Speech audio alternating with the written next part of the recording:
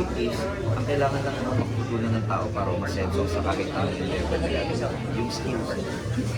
So pag nagkaroon ka ng proper skill, whatever we do, magkaroon ka ng skills, for example, sa Photoshop, magkaroon ka ng skills, for example, sa restaurant business.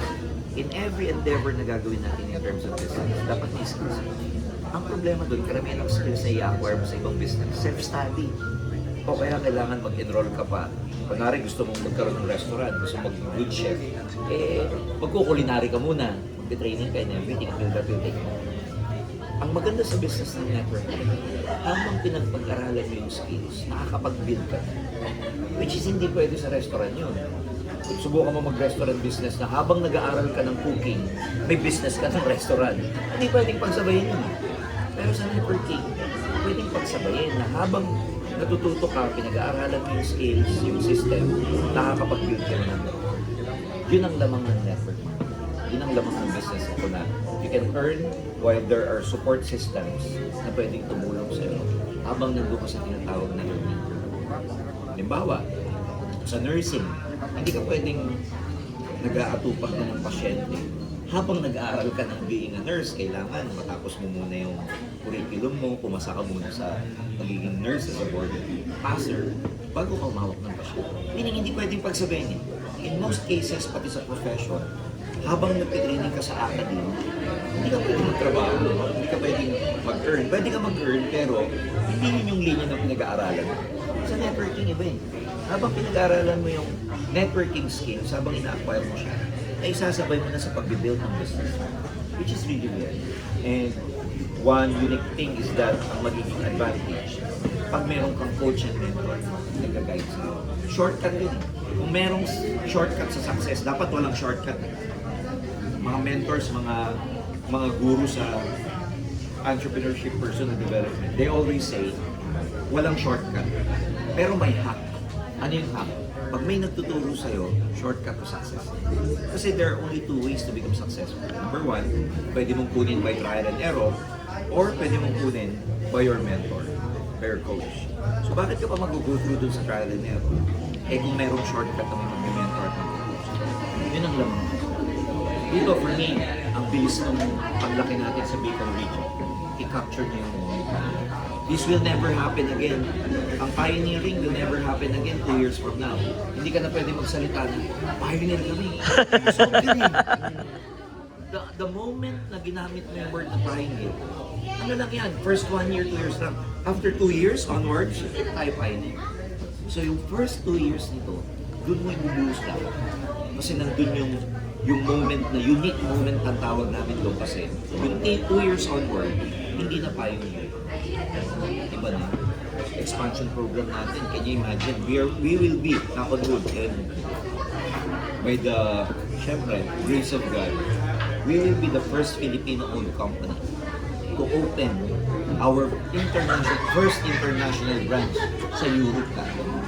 Walang nakagawa nun ng mga MLM company locally. Mostly pag MLM na Filipino, Asia, Hong Kong, Malaysia, Taiwan. Tayo ang jumping point agad natin, Europe. Wala pa nga ang branch sa Cebu, magkaka-Europe na. Wala pa nga ang branch sa Mindanao. Tatalo na tayo ng Europe. And ibig sabihin, mahirap gawin yun pagka wala kang experience hindi kasi. And that's the kind of infrastructure that we can give you. Isipin nyo pag nagkaroon kayo ng group sa Europe, ang daling alagaan kasi meron na tayong branch. Kanina may kausap ako si Danny. He was asking kasi may nagtatanong na sa kanya possibility na gusto mag-branch out sa Norway. As early as now, meron na tayong kausap sa Norway. As early as now, kinukulit na ako ng mga leaders sa Africa at saka sa Dubai na magtayo na ako doon. Tayo nga yung kampanyang kumitigil. Teka muna. Oo, kasi kung greedy lang kami, nag-open ako na nag-open kasi pera agad yun. Investors yan eh. Kahit dito sa Philippines, ang dami, pero hold your horses. We are a company, nag-ascend na tayo sa new era, kaya nga tayo yung Ascendra. Hindi na tayo yung kakalap lang kasi for us, problemahin ko rin yun eh. Dahil mag-i-invest, magtatayo, tapos wala namang market pa, wala pang mga demand. So ang ginagawa natin, one step at a time, But we will make sure long-term in business. Because we are here para magbago ng buhay ng mga distributors, hindi para sa company. So, in other words, clear yung direction natin, may mission and vision tayo. At the rate that we are going now, 70% pa lang ang efficiency ni Ascendra. Sinabi kanina ni COO, magkakaroon kayo ng paperless transaction dito sa Bicol. So, ang dali na ng mga transaction nito. Pati yung pag-apply nyo ng ATM will all be online. Ang dali na lahat. So, gagawin nating seamless yung experience nyo. Kasi naniniwala kami yung belief namin kung si distributor magiging maganda ang experience niya sa pagbe-business niya, wala na siya iintindihin kundi mag-build na lang yung pag-build. Meron kami kasi lalabas sa system, i-announce ko by February 3 sa FP meeting. Lahat kayo ng mga nagdi-direct, lahat ng mga nagdi-direct, lahat na nagsuswitch on, lahat ng merong direct na nare-recruit. Every week, iipunin natin yon, i-zoom meeting namin mga founders at the end of the week. At the end of the week, kakausapin namin sila, may ibabagsak kaming module sa kanila for 30 to 45 minutes lang. First time ka, bago ka, kapepein mo lang ng week na yon. By end of the week, kakausapin namin. Module 1, why network marketing? Ibabaon namin sila sa business na to at bibigyan kagad namin sila ng skills paano sila makarecruit. Next week, module 2, bakit ka kailangan mag-executive? Ano advantage ng executive? Next week, module 3, prospecting, paano maglatag. Tapos next week, after 4 modules, marunong ka na mag-network. In other words, gagawa kami ng module na napaka-agent friendly. Para kayong mga sponsor, magdi-direct na lang kayo, pero kami ang magbi-build para sa inyo. Habang pinag-aaralan nila yung mga module natin sa learning. Para ang ano natin, ang goal natin, yung tinatawag na turnaround, yung conversion ni bagong pay-in para maging basic networker agad. Mabilis natin siya ma-convert to basic networker. Because pag yung mga bagong pay-in nyo na hindi networkers, mabilis natin ma-convert to basic networker, ang bilis ng turnover sa grupo. Ang bilis ng conversion ng sales, ang bilis ng income. And yung mga nitty-gritty ganun, nakikita namin yun kasi we come from an extensive experience in the past. So pag plug-in nyo dito sa Ascendra, sasabay ka na lang talaga. Talagang magdidirect ka na lang. Tapos kasama mo kami sa pag-build. Kasama nyo kami sa pagpapalalim ng network. Para siyang plug and play. You just need to get these prospects, plug in sa system, may magpe-play na sa kanila. Kumbaga para kang nakahanap ng isang machine ng tawag natin processor. Papasok dito yung prospect nyo, lalabas siya, networker na. Gets nyo? Parang may pinasukang machine. Parang may conveyor, bawat isa pumapasok. Simpleng tao lang pag pumapasok. Paglabas nila sa kabila, baliw na. Paglabas nila sa kabila, may basic skills na sila. And again, where can you find that kind of support system? Kung tayo ka ng restaurant, you are on your own. May kaibigan kami dito, si Maki. Sarap na nung kainan ni Maki ngayon. Pero he had so many failures bago niya ma-perfect yung restaurant business. Bago ka magkaroon ng maraming mga negosyong successful, you will go through a lot of mga failures. Pero sa Ascendra, we lessen the failure kasi meron tayong processing system. Tapos ang ganda ng support system natin. So, yung chances nyo for success is very, very high. Company, wala pa yung ganda. Hindi ko pa sinasabi sa inyo yung ganda ng compensation plan. Yung comp plan natin is one of the best, one of the most generous compensation plans sa buong mundo. 6 months, ang payout, 114 million. Oo. Saka makakita na ganun.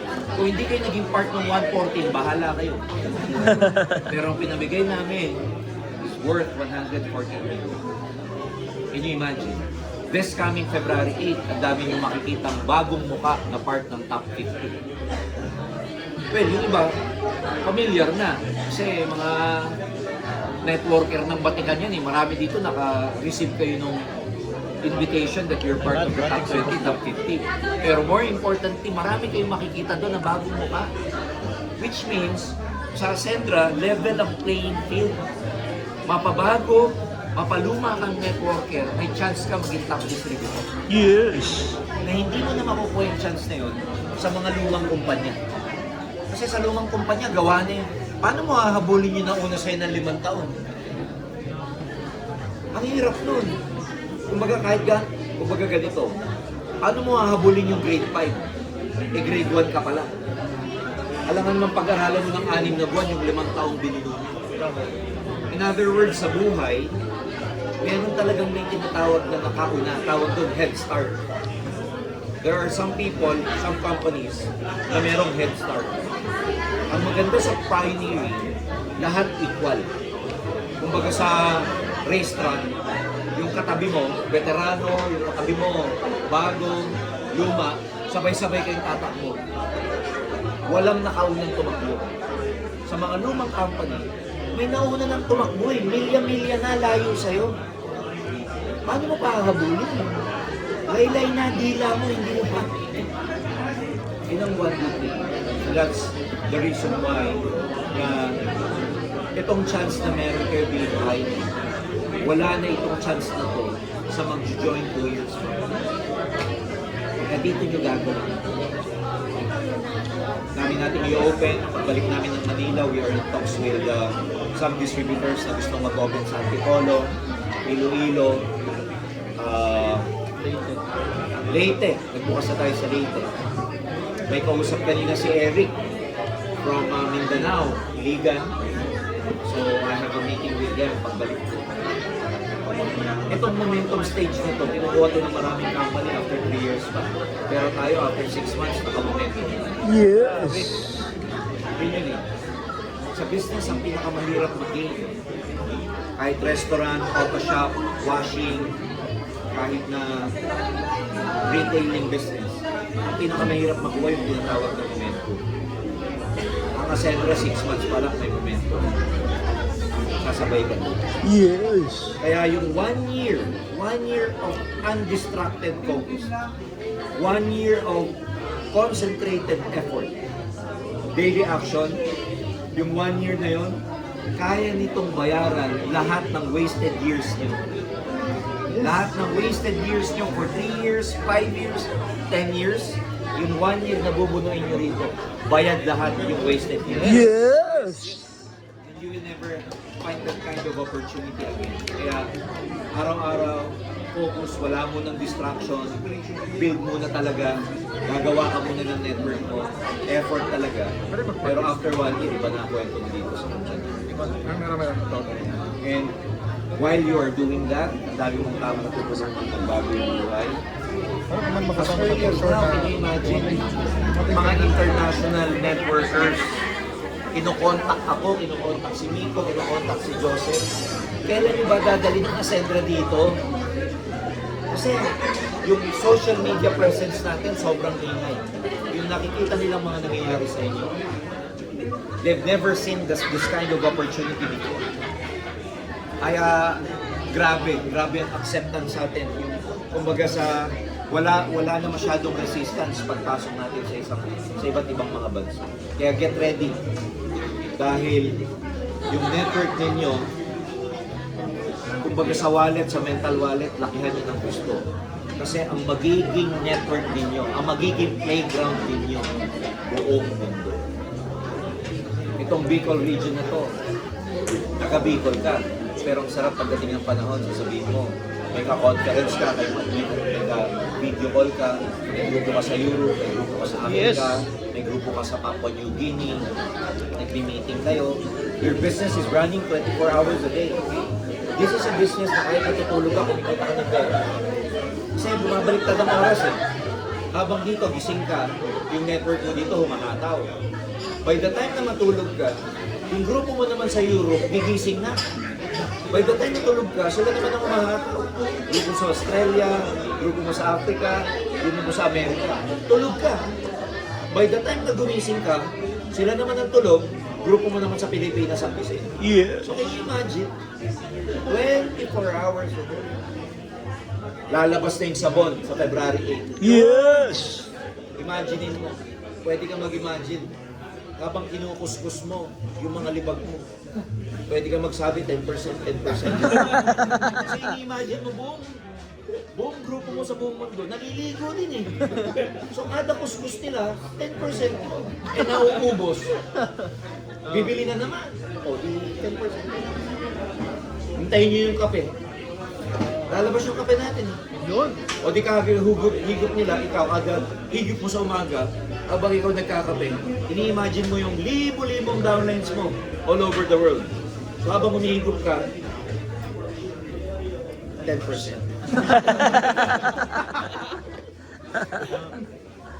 Sino makakita ng ganung business? Anong ginagawa ko ngayon? All I do is talk. Where can you find a business where you everything you do, all you do is keep talking and talking and you get paid? Bigyan niyo ako ng negosyo na wala kang gagawin, hindi magsalita ka lang na magsalita. May negosyo ka at babayaran. Gets niyo ako? Pag nag-switch on kayo, anong ginagawa niyo? Kumakausap. Pag nag-one-on-one kayo, Kumakausap. pag nagsiseminar kayo. So where can you find a business na walang kang gawin kundi magsalita? Ay, And you sorry. get paid. Magnegosyo ka ng restaurant. Kawawa. When you're a startup in a restaurant, ikaw mamamalay. Kung alam niyo yung kwento ng Mang Inasal, si Injapsia. Injapsia, he started sa Iloilo. Nagtayo siya ng Mang Inasal. Silang dalawang ang mag-asawang mamamalengke na madaling araw. Yung mamarinate nila, yung chicken nila. Okay? Sila na ang kitchen, sila pa ang kahera. Sila pa maglilinis ng restaurant nila. By the time na isara nila yung restaurant nila, alas 10, alas 12 ng gabi, uuwi, matutulog sandali, mamamalengke madaling araw, and they do the same. First time nag-open ng restaurant, daming tao, pero puno ng usok kasi mali ang pagkakabit ng exhaust fan. Imbis na palabas ang usok. Ang gagawin mo sa networking, gagawin mo sa Ascendra. Hindi mo naman kailangan mamalengke, hindi mo kailangan magpala, hindi mo kailangan maglinis, hindi mo kailangan magbuhat ng semento. All you do is talk and talk and talk. Give me a business na kahit mahirap, kahit puyatan, pero salita ka lang ng salita. At the end of the day, you build your network, you get paid. Yeah. Ibang negosyo kailangan mo, hindi lang mental. Kailangan mo physical. Kailangan malakas ka. Kailangan able. Kailangan talented ka. Yung iba nga, kailangan sobrang talino. For example, yung mga malalaki negosyante, marami tayong makikita mga negosyante malalaki. Like for example, the Ayalas, the Sobel. Malalaki negosyante yan, ang laki ng conglomerate nila. Pero ang tatalino kasi ng mga yan, nag-aral sa ibang bansa. Nag-Wharton, nag-Harvard. Yung anak ni Gokong Wei right now, si Lance, educated sa abroad yun, British University. Ang tatalino, kaya nila napapatakbo yung negosyo nila ng ganun kalaki. Sa Ascendra ba, kailangan mo bang graduate ka ng University, Harvard, Wharton, Columbia, NYU? You don't even need that. Hindi lang alam ng maraming tao gano'ng kaganda networking, kaya minsan we take it for granted. Pero again, where can you find a business na papantay ka sa mga multi-millionaires na hindi ka kahit na hindi ka educated, kahit probinsyano ka, kahit nagaling ka sa humble beginning, kahit anak ka ng magsasaka, pwede kang pumantay dun sa mga kumikita ng milyon.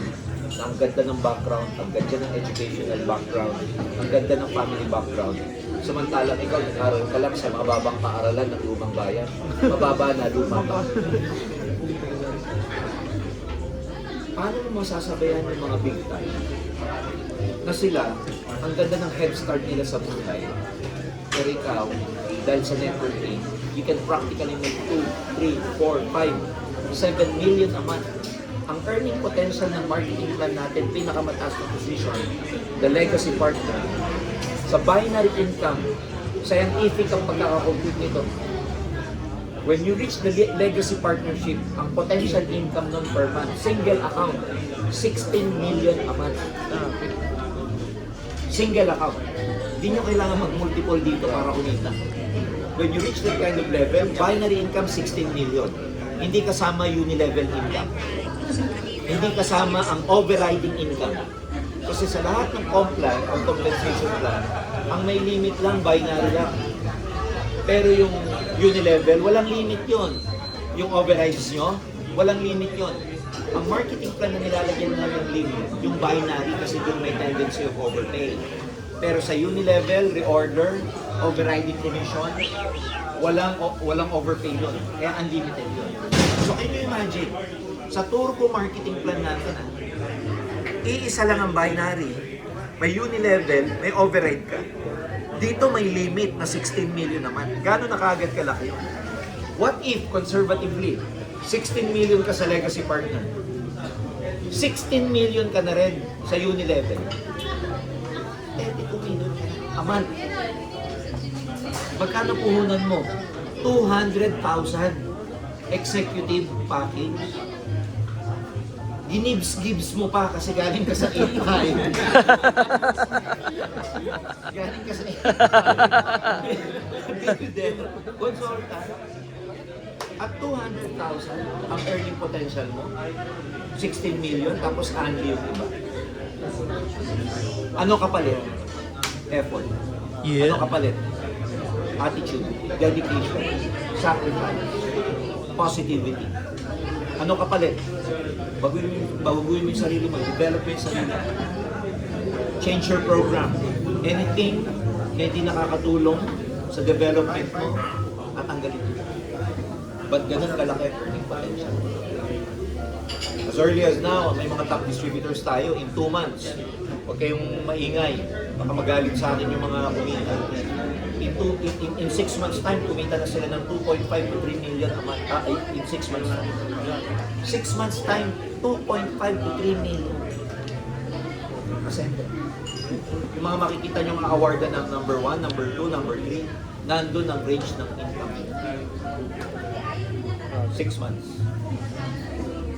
O magtayo ka ng business, mag-PhD ka, mag-masteral ka, tignan natin kung kaya mong kumita ng 2.5 to 3 million in 6 months. Na may financial freedom ka, na meron kang independence, na wala kang binabayarang opisina. Can you imagine gano'ng kaganda yung networking boss? May opisina ka, hindi ikaw nagbabayad. Kami, nag-blessing tayo, libre pa yung puto mo. May gwardiya, may inventory, may aircon, etc. Hindi mo binabayaran. Pero negosyo mo to. Pag dumating ba yung income mo, Mark, sisingilin ba kita ng pinangkuryente ko rito? Sisingilin ba kita ng pinangbayad ko sa warehouse? Sa logistics? Sisingilin ba kita sa gwardiya? Sisingilin ba kita sa IT? IT lang, napakamahal ng binayaran namin sa IT. Pwede ko ba sabihin sa'yo, Mark, kami na yung 10% ng income mo. Nakiki-IT ka eh. Gets nyo ako? May legal tayo. Kasi para compliant tayo sa BIR, sa SEC, sa DTI, sa lahat. May business permit tayo, magbabayad ka sa munisipyo ng sanitary permit, etc. 10%. Sisingilin ba namin? Tignan mo mabuti ito ha. Para kang nakahanap ng kapartner sa negosyo na ang puhunan mo 200,000 kung naglabas ka ng percent. Ako partner mo, milyon ang nilabas namin. IT pa lang magkano na. Inventaryo pa lang magkano na. Renovation pa lang magkano na. Payroll ng empleyado, 23 ang empleyado ng Ascender. Para ka nakahanap ng kapartner na ang ambag mo 200,000. Ang ambag ko, milyon. Pero sa kitaan, mas malaki pa kita mo. Saan ka nakahanap ng partner na gano'n? Yun ang hindi na ipapaliwanag sa ganda kung ano ang Ascender. You found a partner. Ang nilabas ng iba nga, 8.5 lang eh. 8.5, papahirapan pa, boy.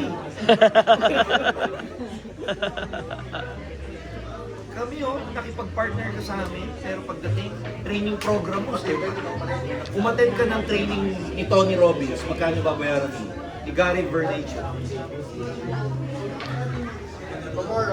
Umattend ka ng mga trainers, nila training nila Chinkitan and everything. Magkano lang? Pag umattend kayo sa amin, same thing naririnig mo sa mga trainers niya. Ilang libo libro binasa ko bago ako maging ganito. Tapos pakikinggan mo ko 2 oras, nasa iyo. Saan ka makakahanap ng ganun, Mark? Kaya subukan mo mag-quit, Mark. Hahantingin kita. You get the point. We found the support system, nandun na lahat. Ang disadvantage lang ng networking, kung meron ako magsababanggit, masyadong na-spoon feed yung mga tao na kailangan. And that's why you take it for granted. Ang isang bagay kasi pagka pinaghirapan mo, mas binavalue mo. Pero pag pinid lang sa'yo, minsan that's why you never value sometimes your uplines, your sponsors, your mentors. Kasi nandyan lang lagi sila para sa'yo. Kaya meron tinatawag na yung law of rarity, yung pagiging rare. Minsan pag rare ang isang bagay, mas na-appreciate natin. Pero pag laging nandyan, we take everything for granted. Pero may solusyon to. Kailangan kaya mong disiplinahin yung sarili. Na kahit na itong mga to, present 100% of the time, huwag kang magiging too much familiar para yung appreciation mo, ganun pa din. Nasa mindsetting yun. Everyday, can you imagine kung may fit mo sa sarili mo puro positive, ang environment mo conducive, tapos na-challenge ka, mag-grow ka talaga. Kaya nga ang kwento ko dito, 1 year from now, undivided focus, undistracted attention. 1 year lang, paid lahat ng mga pinaghirapan mo sa buhay mo. Gusto mo makabawi, dahil marami kang pinagdaanan sa buhay na, alam mo na, pinagdaanan sa buhay na devastating, pinagdaanan sa buhay na nasayang, dito to ka na makakabawi sa Ascendra. And you have the opportunity. Last, hindi ipapakita sa inyo to, hindi ka bibigyan ng feelings. Hindi magigising yung spirito mo kung hindi to para sa'yo. Meron tayong spirit sa loob natin na alam niya kung isang bagay para sa'yo. Bakit ako na-inlove sa networking? Nung bata ako, marami akong magazine. Kasi may tita ako nagtatrabaho sa New York. Lagi kami pinagdadala ng mga sports illustrated, mga magazine. Ang dami ko nakikita ng mga countries all over the world. Sabi ko sa sarili ko, bata ka pa, lahat posible. Magta-travel ako all over the world. Pupunta ako sa Amerika. Pero hindi ko pa alam kung paano. Pangarap ko nga dati, maniwala ka maging astronaut. Nung lumalaki na ako, wala palang astronaut sa Pilipinas, Luisette. Gusto ko maging astronaut dahil sa gadget eh. Kaya ako nag-electrical engineering kasi nakita ko yung mga umaakyat ng PLDT, hostel, daming screwdriver, lahat. Kasi yung merong spike, umaga dun sa poste nung araw, tapos naka-helmet, gusto ko eh. Kaya nung lumalaki, gusto ko maging ganyan. Kaya ako nag-engineering. Nung nakita ko yung networking at sinabi, may travel. You can go all over the world, travel. Guess what? Nung bata ako, di ba naalala nyo? Nakikita ko yung travel all over the world. Pero nung lumalaki na ako, imposible pala. Gusto ko maging astronaut, imposible pala. Nawala na yung mga pangarap na yun. Kasi pag mahirap ka, survival na gusto. Nung una ako umattend ng network marketing presentation, alam kong para sa akin, alam kong bakit. Nung nakita ko yung travel, my spirit, yung spirito ko, jumped out of me. It went out. Alam ko na kagad na itong opportunity na to, yung natutulog ko ng spirito, inisip ko, kaya alam kong para sa akin. Pag may nararamdaman kayo ganun, ako travel, ewan ko kayo. Pag may naramdaman kayo yung spirito parang lumabas sa katawan mo, eto na yun. Pero pag wala kayong naramdaman, umalis na po kayo. When that spirit, when your spirit feels it, make sure to capture it. Pag naramdaman mo yung spirito na yun, Ayun na yun. Huwag yun ang pakakawalan. Yes! Yung momentum na yun. Ay. Alright? Yes! Nakita-kits tayo ha. February 8, huwag kayong mawawala. Marami tayong revelation. Yes! Thank you, thank you! Kamsahamnida!